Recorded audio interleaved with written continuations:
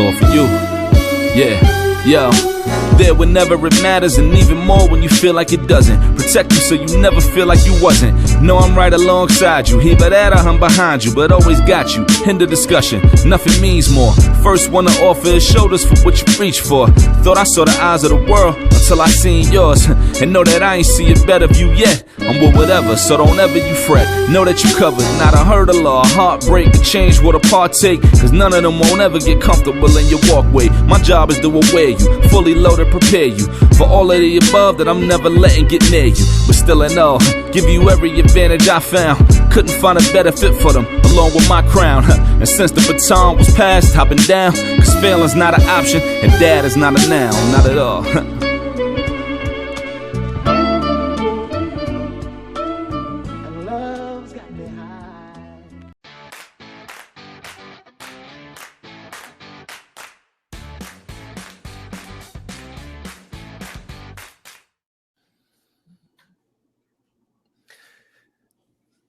Hey, what's going on, everybody? This is Ishmael from Dad Is Not a Noun. What's going on? What's going on? I have a special guest on with me today. I've been following him for years. He is an awesome dad, husband. The dude is effing awesome, and I'm glad to have him on. Shuhei, he has an awesome YouTube channel called Dad Talks. Shuhei, how you doing, brother? Hi, thank you for having me. So how you been, man? How's the family? How's life in Montreal? We have been good. We have been here for 3 years in Montreal. We originally moved from Tokyo, but we loving it. I think we're gonna stay here for a while. Oh wow! So before we get into how's that life in Montreal, take me back a little bit. Grew up in Japan. Talk about your life living in Japan. Japan is good. There's a lot of rules, so we have to follow everyone's the same. So the Japanese culture is everyone's pretty much the same. So I think a more equal opportunity for everybody, for the kids. But so I grew up with that culture, but I always find something kind of struggling with I'm fit in. Right. So that has been for whole my childhood. Then I think it's a great opportunity actually that I can kind of move out from Japan to actually having an experience different culture and different environment. And that makes my life better. And also I think it's good opportunity for kids to understand Japanese culture, also the outside as well. And then also, how was it with your parents, with your mom and your dad? My parents is very, very Japanese old style. Yeah. So I think I'm the only one who speaks English in the whole family.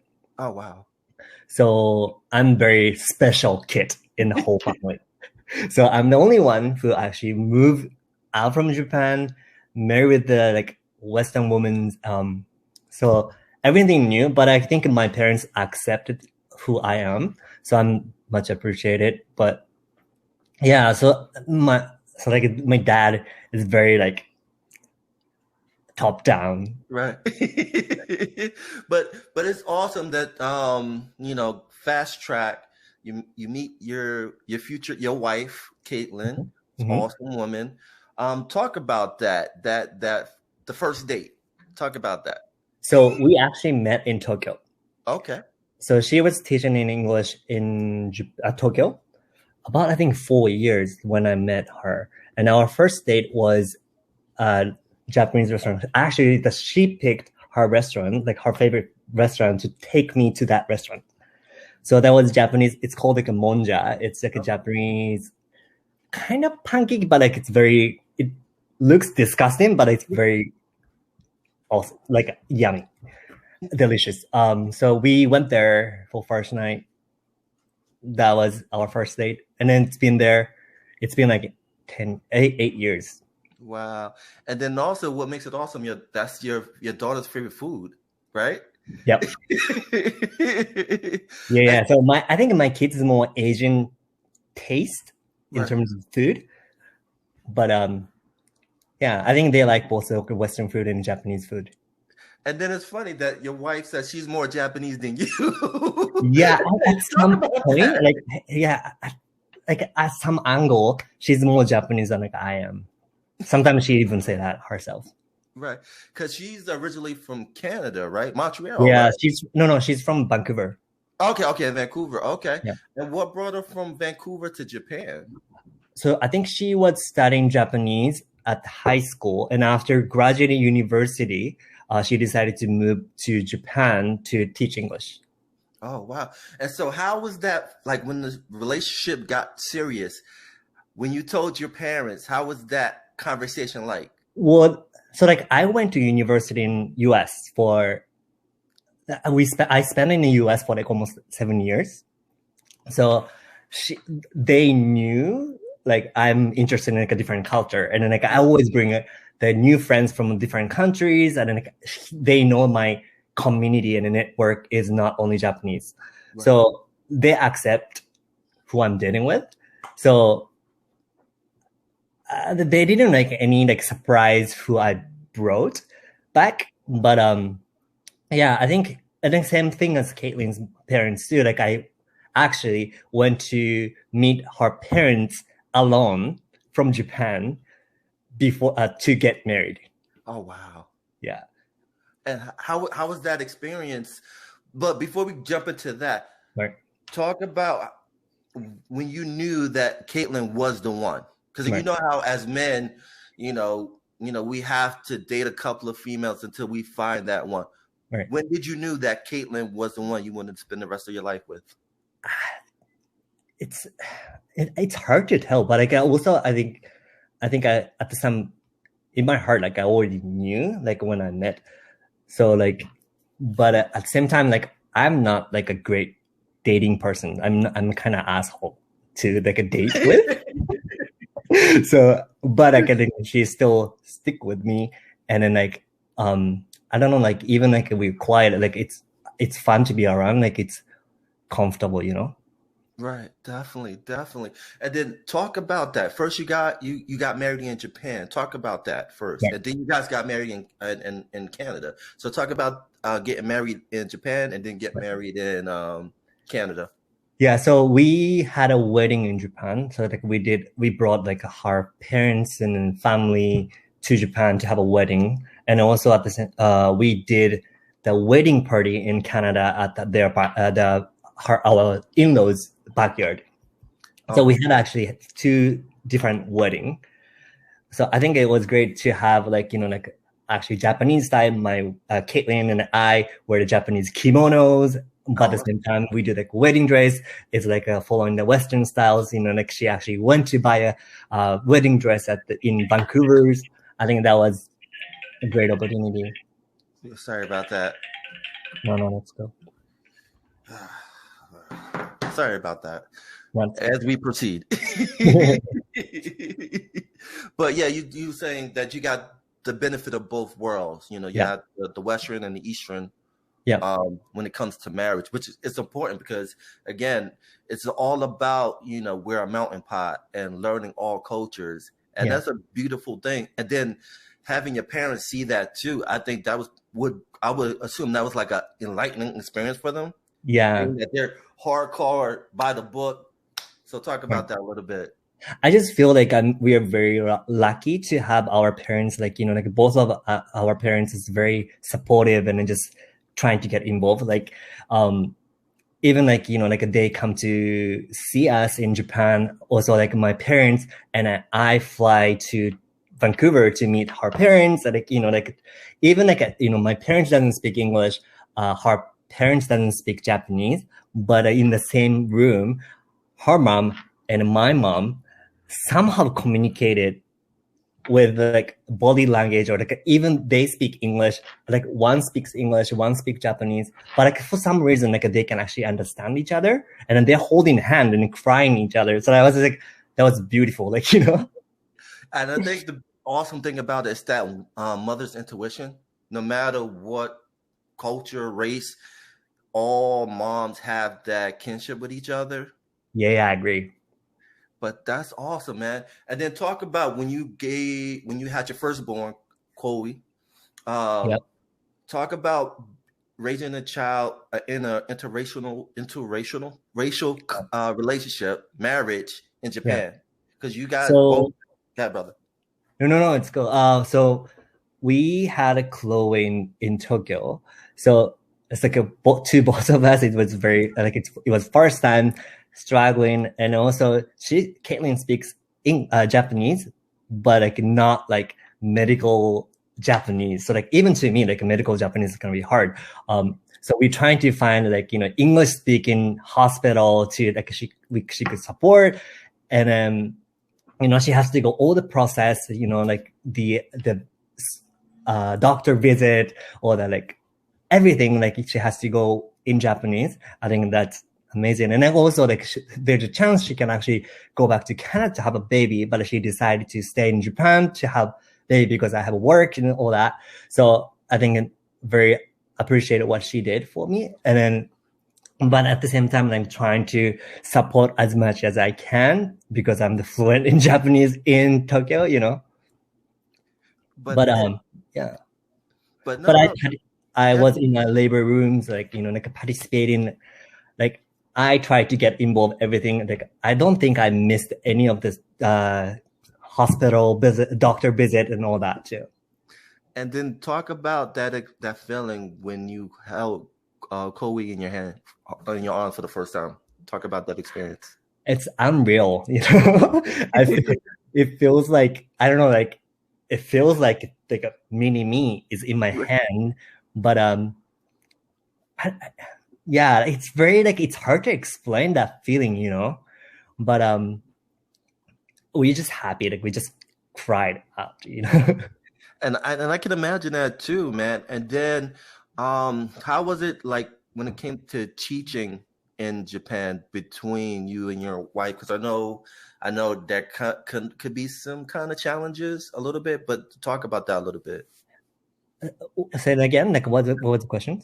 Like how was it like school like education wise in Japan? Because you guys were still in Japan, and she so my daughter, the Chloe, like spent like almost like half a year of kindergarten before we moved to Canada. But like the pre-K, she actually attended like international school, which is great because my wife speaks English and teaches all the communications in English. But we decided to send her to Japanese school.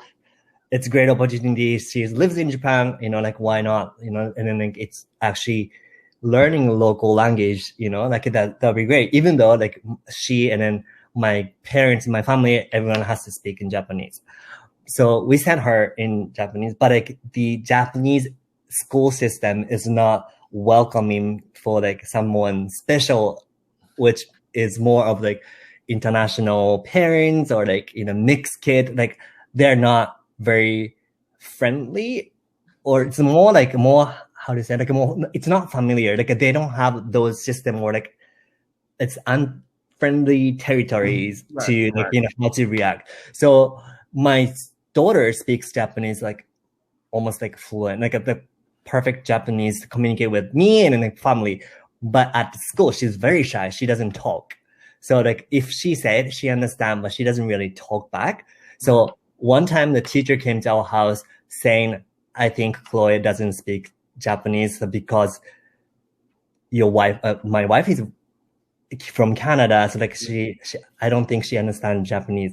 But we say like, like she understands Japanese because she talks in Japanese and she talks my parents in Japanese, like 100% she speaks Japanese. But she was assuming she doesn't, the teacher was assuming like she doesn't speak English, Japanese because of one of us is Western. Right. So it was that stereotype. Exactly. So then we asked the question to the teacher. So there's a kid running around, screaming around the classroom. I was asking them, the teacher, to say like, does he understand Japanese? Right? Like he obviously doesn't listen to what you are saying because he's screaming and running around, but you are saying to us because he doesn't like proactively not talking Japanese, you're asking us she doesn't speak Japanese. It's racist. So that's something we actually kind of like a discussion with the school and then like all the teachers as well. So like a small part, like very like Japanese has their own rules and like, own culture, something we are not comfortable fitted in. Right. But at the same time, we kind of use like international cards to like, I don't want to participate in like those like, like any big event, or like I don't want to be like a PTA or like a. Right. So we use that. It's like my wife is speaks that like barely speak Japanese, so he can't be like in charge of like a like school board or something like that. Right. So like we kind of like avoid that kind of like a role. Right. But it's really, I don't know, like so like in the part of us, like we are happy actually like coming to Canada to not having those kind of like problem, because like in Canada everyone's welcome, like there's a lot of different ethnicity, different cultures, like different languages at the school, so like there's no judgment. Right. And she feels comfortable there, and she feels like she can just be herself. Yeah. And talk about that. You moved to Canada because of job, right? Yeah. So talk about because I know you previously went to school in the States. Mm-hmm. So how was that feeling your first time in Canada? How was that for you? Was it like a shock? Because I know in Canada it's a little bit different from the States a little bit. Yeah. So like to me, like the North America culture wasn't like surprising me, because like I spent like 7 years in the US. So I think it was great. But we are living in Quebec, so which is adding like French into it. So like, that's the culture shock we had, because the oldest like a street board in French, menu on the restaurant is French. The conversation has to be like start with French. That was the hard part. But now like kids actually speak French, and then like understanding French, speaking English, and then like learning Japanese, like they can be like great opportunity for like in the futures and all that. So I think I got shocked about like those like 3 different languages and all that like culture difference in terms of French, right. But I think great for the kids. Definitely. And talk about your little guy, because you had your little guy. Yeah. Talk about him, because he's a little UFC guy. Yeah. So he's very like interesting one. So he was born in Japan. So like he was a baby when we moved here. I think he's barely walking. So like his first language is the English, and then he's kind of like, I think English, French, Japanese, and he attended like 100% French school. Wow. So when he was kind of developing the like speaking like a language, he actually had a like mix of French. So like sometimes we don't understand what he's saying. At some point, like he was saying French word to my wife. She was like, oh, like this is a very great sound. Like it's funny sound he makes, but he actually like let me off. So she was carrying off. So like there's a lot of things like he learned from daycare in French, and then he is trying to use us, but like it doesn't work. So like it's a lot of time like that kind of things happen. Like when we go to the shop, those like workers talking to us in French, he's the one actually talking. He's 3 years old. He's just talking in French and just giggling at each other, but like we have no idea. and that's awesome too, because the little guy, he looks up to his sister. Yeah, like that's his hero. Talk about that. So he learns more like speaking English with his sister. And then now, like, I'm trying to get pushing more Japanese into his brain. and it is awesome too. And then what you're doing with your YouTube channel is you're trying to build this community when it comes to fathers, like Japanese fathers, and kind of breaking that myth of that patriotic ideology when it comes to fathers in Japan, like fathers. I think the character of me, like, like married with the Western woman, living in Canada, having 2 kids, and then the kids learning 3 languages is very like unique, especially in Japan. Like if it's most of Japanese, like you're married with the Japanese, like very like, like old style kind of life. So like they're interested in it. And so like they start talking to me, like, like how it's life in Japan. Like they always have like a dream about like moving to a different country, different, place, or like learning new languages, but like a lot of people cannot actually do it. So I think it's nice to actually share my life and like enjoying the life in Canada. I think that was great. And also like a meeting with the different people, like different dad and mom who actually living in different countries, or even like located in Japan, but like, like kind of like exchanging information. That's actually, I'm learning from them as well. Right. And then also, do you feel like you see a lot of Japanese fathers becoming more vulnerable, being open? Because I know that's one thing, especially in America, men are kind of confined to their pride, and so they're not gonna open up how they feel, so they'll keep it inside. So by doing this, do you feel like they're open up more? I think so, but like the North American dad is very way advanced than Japanese dad. Japanese dad, like in Japan, that very like a trend topic right now about dad is like, let's take paternity leaves. That's the only topic. It's very big, right. But like in Canada, it's like participating, like taking care of like kids, like taking to the school, like making the food, changing the diaper. That's the normal things. But like a lot of Japanese people is very, dad goes to work, mom taking care of kids, like a kind of very old style thinking. So that's something we have been talking with dad in Japan, like, like how we can actually change the mindset of being dad to be like more of like, it's not like mom's job, it's not the dad's job, it's both job, it's your kids, you have to be participating. That's something we have been discussing on the like, Clubhouse and all that YouTubes.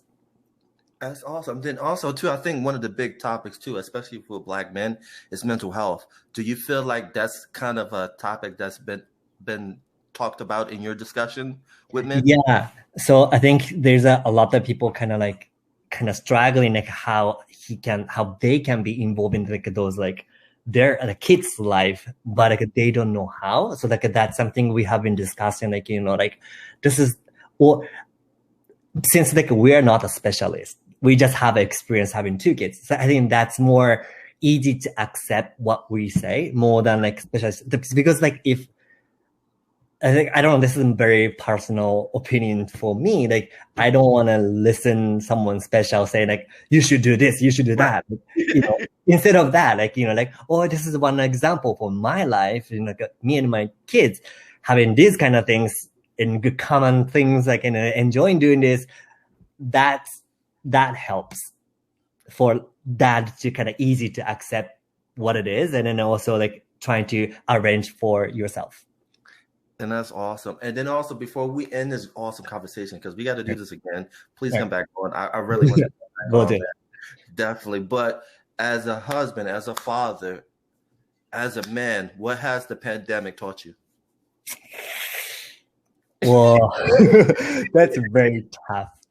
But also, like, it feels like we have more time to actually spend more time, because like my life balance in Japan was very, very, very strict. So like 7 a.m. I go to work and then come home at like 11 p.m. So like I don't have much time to actually spend time with my wife and also the kids.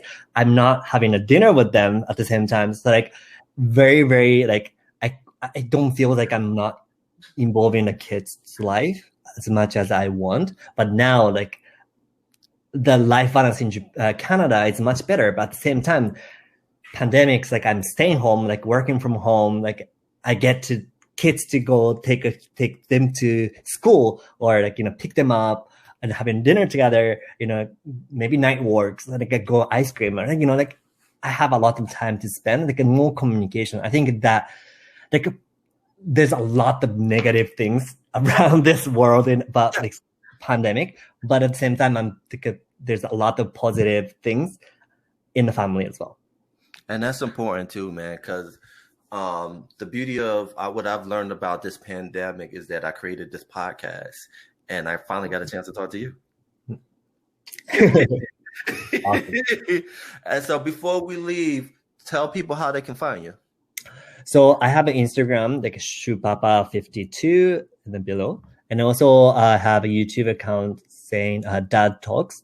So it's mainly in Japanese, but sometimes in English. So because I started this YouTube, because my kids want to be YouTubers, but I think it's a good thing to learn Japanese because, you know, like something they want to do in Japanese, it's great for them. So you can find all the social media.